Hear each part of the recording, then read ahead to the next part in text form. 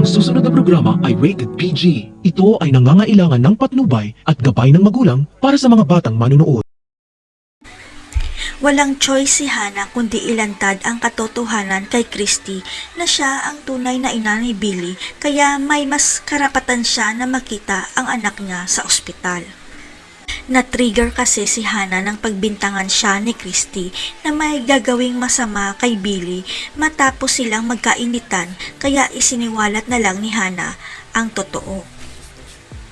Pero hindi lang pala si Christy ang nagulat dahil si Hannah ay nagulat rin nang sabihin sa kanya ni Leon na si Christy ang babaeng papakasalan niya at magiging stepmom ni Billy.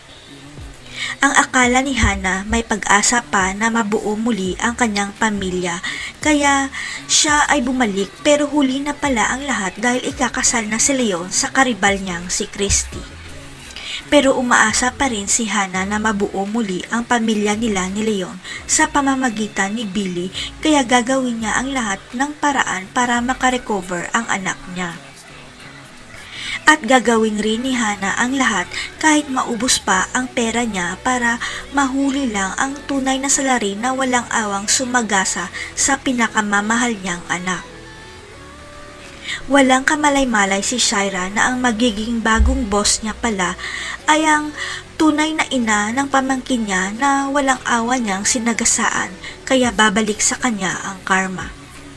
Kahit wala na sa kalasag si Hannah, marami pa rin siyang koneksyon, kaya gagamitin niya ang mga ito para mahuli kung sino ang bumangga kay Billy at mahuhuli rin niya ang salarin.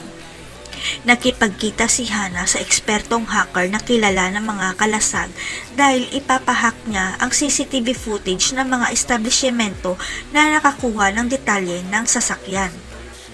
Hindi nagtagal natukoy ng hacker ang sasakyan na ginamit ng salarin at kitang-kita ni Hannah sa CCTV na si Shaira pala ang nagmamaneho ng kotse na sumagasa sa anak niya. Ipapahuli kaya ni Hannah si Shaira dahil siya ang nakabisto ng krimen nito. Si Billy kaya ang magiging tulay para makipagbalikan si Leon kay Hannah. Abangan.